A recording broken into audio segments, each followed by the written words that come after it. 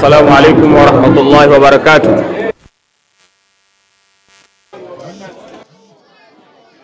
الحمد لله ثم الصلاة والسلام على رسول الله وعلى آله وصحبه ومن والاه أما بعد. Baada ya kumshukuru Allah subhanahu wa ta'ala na kumtakia rehma Bwana Mtume Muhammad sallallahu alayhi wa alihi wasallama, kwanza tumshukuru Mwenyezi Mungu aliyetuwezesha tumeweza kukutana katika tukio kama hili. Malengo na shabaha ni kuweza kuiombea nchi yetu amani na utulivu. Nimepewa dakika chache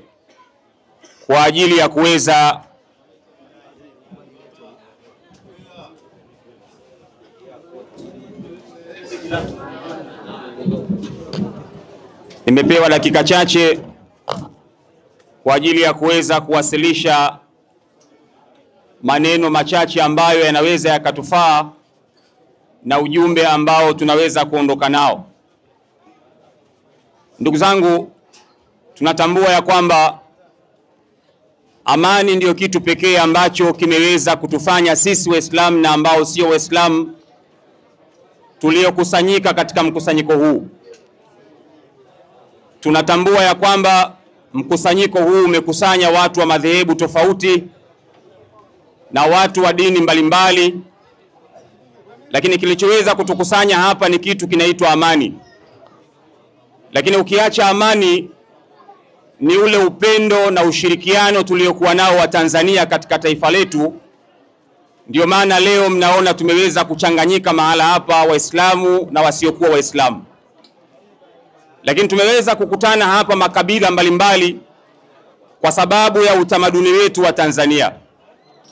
Kwa hiyo hili ni jambo la kumshukuru Allah subhanahu wa ta'ala, la kumshukuru Mungu sana kwamba Watanzania utamaduni wetu kuwa ni kitu kimoja.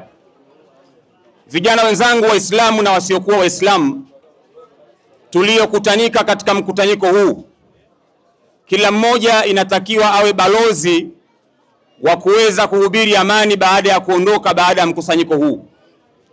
Tunatambua nchi yetu imepita katika misukosuko mingi sana hapa katikati. Lakini sisi kama vijana wa taifa hili tuna wajibu wa kuweza kusimama imara, kuweza kuijenga nchi yetu, kushirikiana na kuweza kutoa sapoti kwa serikali yetu ili kuweza kuifanya nchi iweze kuwa na usawi mzuri. Ndugu zangu vijana wenzangu, sisi kama vijana tuna wajibu mkubwa sana katika kuijenga nchi hii. Ukitazama katika historia, wako vijana wenzetu waliopita ambao waliweza kutoa ujana wao, wakaweza kumaliza ujana wao kwenye kuijenga nchi hii. Ukisoma katika historia, baraza la kwanza la mawaziri katika nchi hii, wengi wao walikuwa ni vijana. Wakina Oscar Kambona, ukiwasoma wakina Tewa Saidi Tewa. Oscar Kambona alikuwa ni waziri wa mambo ya ndani, na wakati anapata uwaziri alikuwa na miaka 33. Alikuwa ni kijana mdogo sana. Lakini ukimsoma Tewa Saidi Tewa, alikuwa ni waziri wa ardhi wa wakati huo, alikuwa na miaka 29.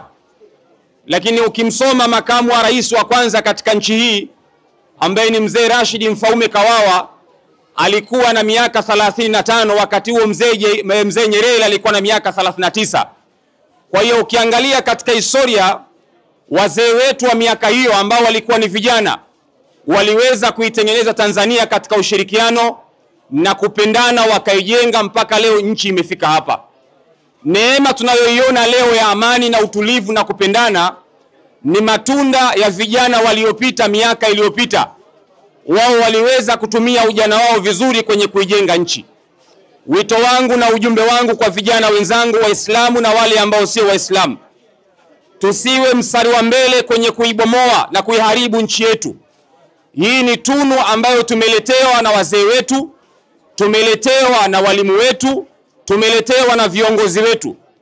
Ukisoma katika historia, neema unayoiona leo Tanzania, tunapanda mwendo kasi, tunapanda ndege, tunakwenda Rufiji kwa haraka. Zamani ukiwauliza kina mzee Jongo, Rufiji ilikuwa ni mwendo wa siku nzima au siku mbili huko njiani. lakini leo unaweza kwenda Rufiji kwa muda wa dakika 45 30 umefika Rufiji. Zamani ukitaka kwenda Msanga Ngongele nyumbani kwetu unatumia siku 2 nzima uko njiani, lakini leo unachagua gari gani upande kwenda Msanga. Kwa hiyo hizi ni neema ambazo watu wengi ukiwauliza wa miaka ya nyuma watakwambia ni namna gani Tanzania imeweza kupiga hatua. Tusidanganywe vijana wenzangu wa Kiislamu na wale ambao sio wa Kiislamu, tukaambiwa kwamba nchi yetu haina maendeleo. Nikitazama kwa mbali na waona wakina mama mmevaa madela mazuri, mmevaa madashidashi mazuri, mmevaa maabaya. Zamani bibi zetu walikuwa wanavaa kaniki, zilikuwa ndio nguo za thamani na gharama kwa miaka hiyo. Leo ukimletea mtu kaniki mtagombana, atakuona mchawi. Zamani wazee wetu walikuwa wanavaa vitambaa vya sanda. Zamani ilikuwa ukikutwa na sukari kilo 4 unapewa kesi ya uchumi. Zamani ilikuwa ukionekana una baisikeli inaonekana wewe ni tajiri.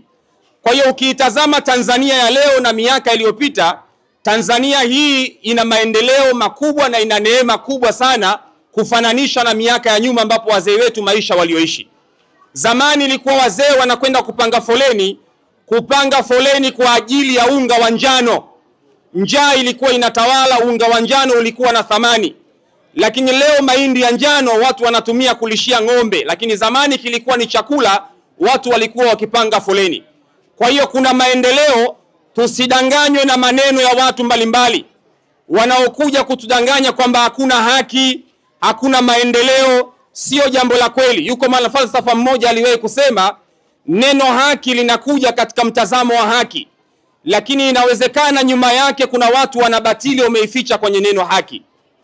Kalimatul haqi urida biha batil. Inawezekana ukaambiwa haki, lakini kumbe inawezekana nyuma kuna watu wanabatili wameificha.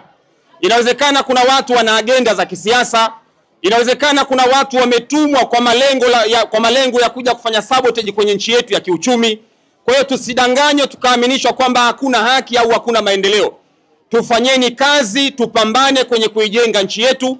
Sisi ndo vijana wa Kitanzania ambao inatakiwa tuweze kusimama imara kwenye kuijenga nchi yetu. Tusiwe mstari wa mbele kwenye kuibomoa nchi yetu, kwa sababu ujana wetu utakuwa hauna athari yoyote.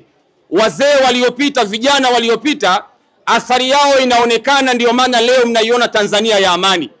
Ndio maana mnaona neema zote hizi, kwa sababu kuna watu ujana wao waliutumia kwenye kuijenga nchi hii.